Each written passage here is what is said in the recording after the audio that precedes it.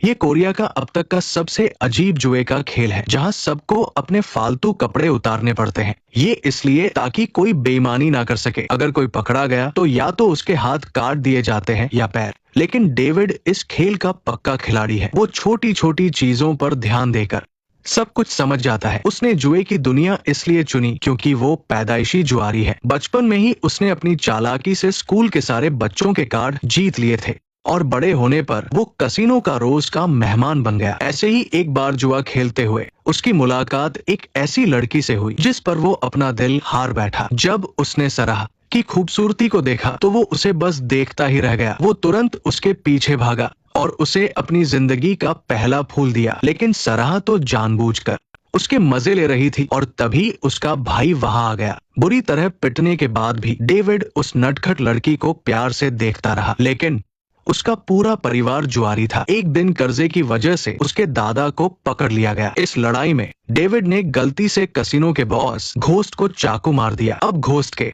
गुस्से से बचने के लिए डेविड की मां ने अपनी सारी बचत उसे देकर शहर से भागने को कहा। जाने से पहले उसने आखिरी बार सराह से मुलाकात की और वादा किया कि वो एक बड़ा आदमी बनकर उसे ले जाएगा। और इस तरह डेविड को ये शहर छोड़ना पड़ा। वो अपने दूर के चचेरे भाई चार्ली के पास गया, लेकिन वो लड़का भी बड़ा शातिर था। उसने डेविड को एक कसिनो में नौकरी दिला दी। यहाँ के नियम बहुत सख्त थे। अगर पुलिस छापा भी मार दे तो सारे ग्राहक चुपचाप लाइन बनाकर एक खुफिया दरवाजे से बाहर निकल जाते थे और पहले से तैयार गाड़ियों में बैठकर कसिनो से दूर चले जाते थे जब तक पुलिस अंदर आती। कसिनो एक ऑफिस के मीटिंग रूम में बदल चुका होता था और पुलिस को एक महंगा तोहफा देकर वहां से खुशी खुशी विदा कर दिया जाता था। ये सब देखकर तो डेविड हैरान रह गया। इस जगह के सामने उसके गांव का कसिनो तो कुछ भी नहीं था।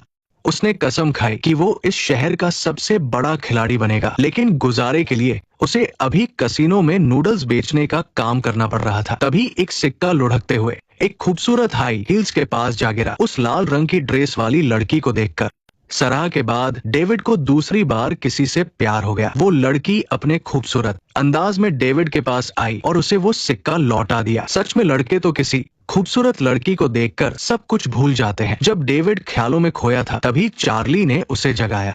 बॉस डेविड से मिलना चाहते थे। 5 महीने की मेहनत के बाद बॉस ने भी डेविड का टैलेंट पहचान लिया था और उसे खेलने का एक मौका दिया। डेविड का खेल इतना जबरदस्त था कि उसने सामने वाले सारे जुआरियों को बुरी तरह हरा दिया। इसके बाद उसे बॉस का पूरा भरोसा मिल गया। चाहे वो कोई आम आदमी हो या कोई बहुत बड़ा रईस, कोई भी डेविड को हरा नहीं सकता था। इतनी सारी नकदी देखकर बॉस के चेहरे पर भी खुशी झलक रही थी। अब डेविड कसिनो का सबसे बड़ा खिलाड़ी बन चुका था और उसका चचेरा भाई नूडल्स सर्व करने वाला वेटर बन गया। यहाँ तक कि वो लाल ड्रेस वाली लड़की भी डेविड के प्यार में पड़ गई। एक रात नशे में डेविड ने एमा को गलती से सराह समझ लिया और दोनों एक दूसरे के करीब आ गए। लेकिन बॉस की नजर भी उसी लड़की पर थी। एमा एक विधवा थी जिसे अपने पति से बहुत सारी दौलत मिली थी। बॉस उस दौलत को हड़पना चाहता था और ये काम उसने डेविड को सौंप दिया। सबने मिलकर एक प्लान बनाया कि वो पहले एमा को ढेर सारे पैसे जीतने देंगे। इससे उसके मन में लालच आ जाएगा। लेकिन जब एमा पैसे जीतने लगी तो डेविड को चिंता होने लगी क्योंकि वो उसे पसंद करता था। डेविड ने बिना सोचे समझे एमा को बॉस के सारे प्लान के बारे में सच सच बता दिया। जाने से पहले उसने एमा को कसिनो में वापस न आने के लिए कहा, लेकिन एमा के दिमाग में कुछ और ही चल रहा था। कुछ दिनों बाद एमा खुद खेलने आई और डेविड की तरफ एक प्यारी सी मुस्कान दी। इस गेम में एमा को छोड़कर बाकी सब कसिनो के लोग थे। डेविड की जीत पक्की थी, लेकिन तभी पासा पलट गया। एमा ने फिर से सारे पैसे जीत लिए और बॉस का दिवाला निकल गया। बॉस को कसिनो बंद करना पड़ा। अब डेविड और चार्ली को नया बॉस ढूंढना था। हैरी नाम का एक बड़ा जुआरी था। दोनों ने सोचा कि वो उसे बेवकूफ बनाकर खूब पैसे कमाएंगे। लेकिन हैरी के साथ आई एक लड़की को देखकर डेविड के होश उड़ गए। वो और कोई नहीं बल्कि उसकी पुरानी मोहब्बत सराह थी। क्या तुम दोनों एक दूसरे को जानते हो? नहीं, हम पहली बार मिल रहे हैं। इसके बाद हैरी के छूते ही सराह खड़ी हो गई। उसने जानबूझकर खिड़की खोली और उसकी उड़ती हुई ड्रेस ने डेविड का पूरा ध्यान भटका दिया। अब डेविड का खेल से मन उठ चुका था और वो उस दिन एक भी बाजी नहीं जीत पाया। यहाँ तक कि वो अपने सारे पैसे हार गया और उस पर बहुत बड़ा कर्ज भी हो गया। दरवाजे के बाहर खड़े गुंडों को देखकर उसे कर्जे के कागज पर साइन करने पड़े। सराह भी हैरी के साथ वहां से चली गई। मुसीबत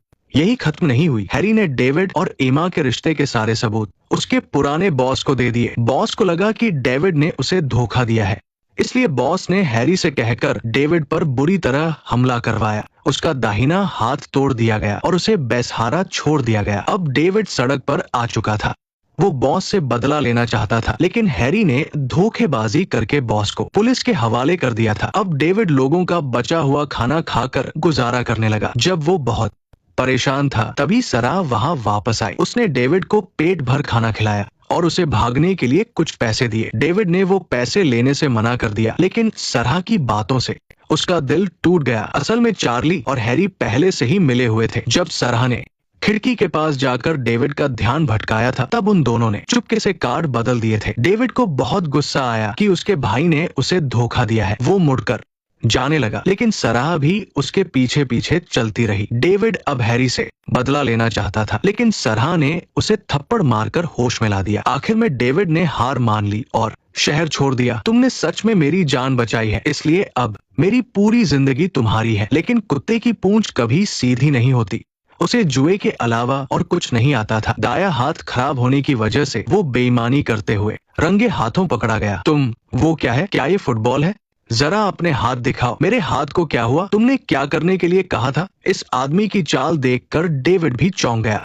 डेविड ने खुद कार्ड बांटे थे, इसलिए उससे गलती हो ही नहीं सकती। इसका मतलब बस एक ही था कि ये आदमी जुए का उस्ताद है। कोई सबूत न होने की वजह से उन लोगों को डेविड को छोड़ना पड़ा। वो तुरंत उस आदमी के पीछे भागा, लेकिन उस आदमी ने उसे इग्नोर कर दिया। डेविड बहुत चालाक था। उसने देखा कि कसीनो के लोग बाहर आ रहे हैं, तो उसने तुरंत उस आदमी के हाथ में पैसे थमा दिए। इससे ऐसा लगा जैसे दोनों एक ही टीम में हैं। गुंडों को पास आता देखकर उस आदमी को भी डेविड के साथ वहां से भागना पड़ा। इसके बाद डेविड ने उसका पीछा नहीं छोड़ा और उसे अपना उस्ताद मान लिया। डेविड ने अपने उस्ताद की बहुत सेवा की, जिसके बाद उस्ताद ने उसे अपना चेला बना लिया। लेकिन उसने डेविड को कोई कार्ड ट्रिक नहीं सिखाई, बल्कि वो उसे लोगों के हाव भाव पढ़ना सिखाने लगा। हर किसी का चेहरा और आंखें उनके दिमाग में चल रही बातों को बता देती है और उन्हें पता भी नहीं चलता कि उनका राज खुल गया है। इसके बाद वो डेविड को छोटे मोटे जुए के खेल में ले जाने लगा, जहां उसने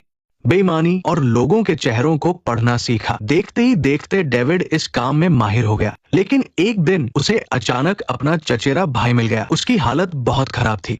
डेविड ने उसे पीटने के लिए जैसे ही डंडा उठाया, तो चार्ली ने उसे बॉस के प्लान के बारे में सब बता दिया। वो सब के सब धोखेबाज थे और सिर्फ डेविड को इस बारे में कुछ नहीं पता था। जब से वो कसीनो में आया था, तभी से बॉस की नजर उस पर थी। यहाँ तक कि एमा को भी बॉस नहीं अपने साथ मिलाया था। उन्होंने डेविड को एक खूबसूरत लड़की के जाल में फंसाया था, ताकि वो उसे बर्बाद कर सके। और इससे भी बुरी बात यह थी कि डेविड के शहर से जाने के बाद हैरी ने सराह को किसी और के हाथों बेच दिया था। डेविड पैसों का बैग लेकर सराह को छुड़ाने गया, लेकिन वहां जाकर उसे पता चला कि वो आदमी कोई और नहीं बल्कि घोस्ट है। तुम कहाँ हो? डेविड के पास इतने सारे पैसे देखकर घोस्ट ने उसे एक और मौका दिया। डेविड और सराह को एक साथ खेलना था। बेईमानी रोकने के लिए उन दोनों का एक एक हाथ बांध दिया गया। अगर डेविड जीत गया तो उसे सराह मिल जाएगी, और अगर वो हार गया तो उसे अपना दाया हाथ गंवाना पड़ेगा। तुम पहले जाओ।